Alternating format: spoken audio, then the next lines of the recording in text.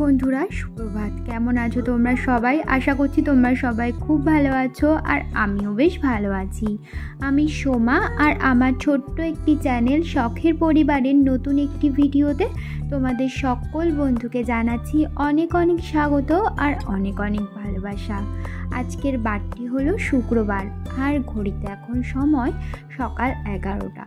ঘুম থেকে উঠে সমস্ত কাজকর্ম সেরে, মানে সংসারে যাবতীয় যা সমস্ত কাজকর্ম থাকে সেগুলো সেরে এখন আমি রান্নাঘর পরিষ্কার করতে লেগেছি। সামনে তো পুজো চলেই এসেছে, মানে আর দুদিন পরেই তো মহালয়।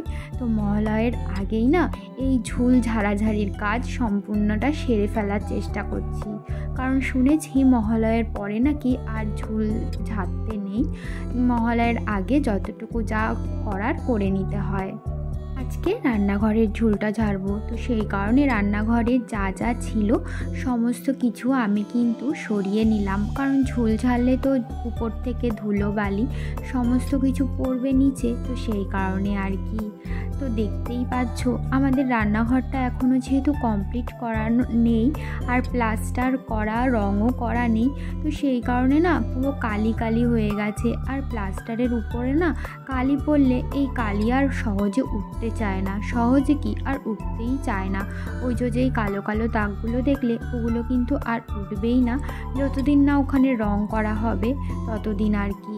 তো যাই হোক, যেটুকু যা ঝুল পড়েছিল, যেটুকু তোলা সম্ভব হয়েছে সেটুকু আমি ঝুলঝাড়ু দিয়ে পরিষ্কার করে নিয়েছি। আমার ঝুল ঝাড়া হয়ে গেছে রান্নাঘরের।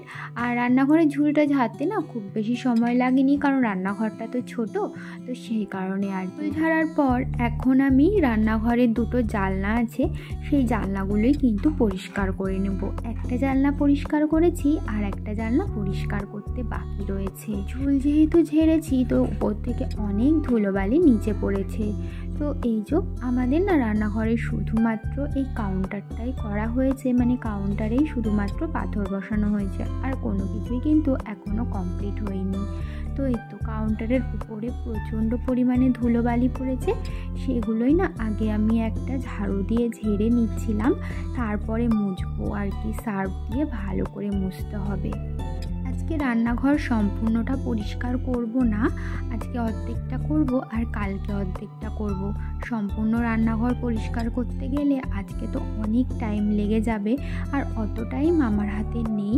তার উপরে ছেলেকে স্নান করানো, খাওয়ানো এগুলোও করতে হবে, তো সেই কারণে আর কি ভেবেই নিয়েছিলাম পুরোটা আজকে পরিষ্কার করব না, আজকে অর্ধেকটা করব। মানে এই কাউন্টারের উপরে যা কিছু আছে সমস্ত কিছু আজকে পরিষ্কার করে নেব। আর ঝুলটা তো ঝেড়েই নিয়েছি, আর নিচে যেই মশলার তাক এটা ওটা রয়েছে সেগুলো না পরে, মানে কালকে পরিষ্কার করব। এখন আমি কিন্তু কাউন্টার, তারপরে গ্যাস সমস্ত কিছু সার্ফ দিয়ে ভালো করে মুছে নিচ্ছি। আমার না ঘরবাড়ি পরিষ্কার করতে খুব ভালো লাগে, সব থেকে প্রিয় কাজ হয়তো আমার এই ঘরবাড়ি পরিষ্কার করা। এই কাজটা করতে না আমি কখনো হাঁপিয়ে যাই না, মানে আমার আরও ভালো লাগে, মানে কখনো আমার এনার্জি লস হয় না এই সমস্ত কাজ করতে। মানে এই সমস্ত কাজ করলে আমি যেন শরীরের মধ্যে আরও বেশি এনার্জি পেয়ে যাই। তো যাই হোক, দেখো রান্নাঘরের দুটো জানলা বললাম না, একটা তো তখন পরিষ্কার করেছিলাম, আর একটা এখন পরিষ্কার করে নিলাম। তারপরে স্ল্যাবগুলো কিন্তু আমি ভালো করে 3-4 বার করে মুছেছি। তোমাদের সাথে তো অতবার আর শেয়ার করা সম্ভব নয়। রান্নাঘরে এখানে আমাদের একটা সিঙ্কও লাগানো রয়েছে, কিন্তু ওই সিঙ্কে না কলের লাইন এখনও পর্যন্ত করা হয়নি, তো সেই কারণে সিঙ্কটা না ইউজ যেহেতু করা হয় না, তো সিঙ্কের মধ্যেও না প্রচণ্ড পরিমাণে নোংরা জমে, তো সেই কারণে মাঝে মাঝে একটু পরিষ্কার না করলে একদমই হয় না। আর আজকে যেহেতু ঝুল ঝেড়েছি, ওপর থেকে ধুলোবালি সিঙ্কের উপরে পড়েছে বলে একটু বেশি ময়লা হয়েছিল। বন্ধুরা, তোমরা যারা এই পর্যন্ত আমার ভিডিওটি দেখলে তোমাদেরকে জানাচ্ছি অসংখ্য ধন্যবাদ আমার ভিডিও দেখবার জন্য। আর আমার ভিডিও যদি তোমাদের কোথাও ভালো লেগে থাকে, আমার ভিডিওটিতে একটি লাইক করতে পারো, আর কমেন্ট করে জানাতে পারো আমার ভিডিও তোমাদের কেমন লাগলো। আর যদি কোনো নতুন বন্ধু আজকে প্রথম আমার ভিডিও দেখে থাকো, আর আমার ভিডিও যদি তোমাদের কোথাও ভালো লেগে থাকে, আমার চ্যানেলটিকে সাবস্ক্রাইব করে আমার এই ছোট্ট চ্যানেলটির পাশে থেকো। রান্নাঘরের সমস্ত কিছু আমি ভালো করে মুছে নিয়েছি। এখন এই বাসনগুলো তো সবার প্রথমে সরিয়ে রেখেছিলাম, তোমরা দেখতেই পেয়েছিলে, এগুলো কিন্তু সমস্ত মাজা বাসন, তাই এখন যেটা যেখানে ছিল সেটা সেখানে রেখে দিলাম। আর এই দেখো, সিঙ্কে যেহেতু কল লাগানো নেই, তাই সিঙ্কের ওই জায়গাটাতে না আমরা ঝুড়িতে করে ওই মাজা বাসন রাখি, তারপর ওই বাসনগুলোর জল ঝরে গেলে আবার বাসনগুলো যেটা যেখানে থাকে সেটা সেখানে গুছিয়ে রাখি। দেখো, সমস্ত কিছু আমি আবার যেটা যেখানে ছিল সেটা সেখানে রেখে দিলাম। আর এর উপরে না কয়েকটা মশলার কৌটা ছিল আর কি, মশলার কৌটা বললে ভুল হবে, এগুলো হচ্ছে বেশিরভাগ আমার ছেলের খাবার। তো সেই কৌটাগুলোও না একটু হালকা হালকা তেল কাজটা মতো হয়ে গেছিলো, যদিও কিছুদিন আগে আমি সমস্ত কিছু ধুয়েই রেখেছিলাম। তো রান্নাঘরে দেখবে তুমি কৌটা কাউটি যতই ধুয়ে পরিষ্কার করে রাখো না কেন, 1-2 দিনের মধ্যে না কোন জানি তেল কাজটা পড়ে যায়। আর এই কৌটাগুলো যেহেতু উপরে থাকে, তো সেই কারণে না এই কৌটার উপরে একটু বেশি করেই তেল কাজটা পড়ে। তো এই তো এখন আমি মিক্সিটাও একটু ভালো করে পরিষ্কার করে নিচ্ছি, যেহেতু সাদা রঙের না মিক্সিটা, তো সেই কারণে মিক্সিতেও বেশ ভালোই একটু হালকা হালকা নোংরা হয়েছিল। তো ভালো করে আমি কিন্তু সার্ফের জলে মিক্সিটা পরিষ্কার করে নিলাম। আর দেখো, যেটা যেখানে ছিল এখন কিন্তু আমি সেটা সেখানে রেখে দিচ্ছি।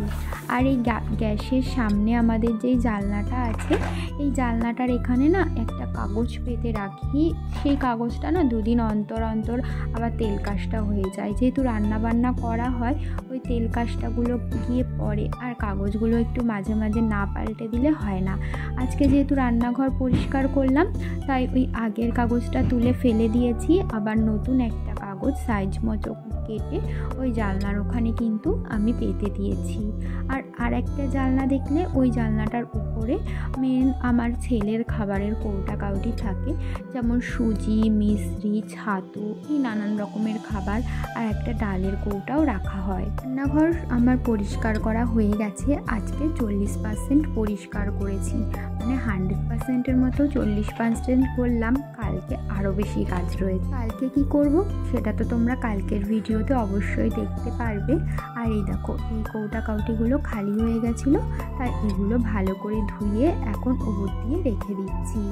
ছেলেকে স্নান করিয়ে দিয়েছি, আরও স্নানের পরে রোজ দিন এসে ঠাকুর নমস্কার করে, কোনোদিনও তোমাদের সাথে শেয়ার করি না, তো আজকে কি মনে হলো ভাবলাম তোমাদের সাথে একটু শেয়ার করি।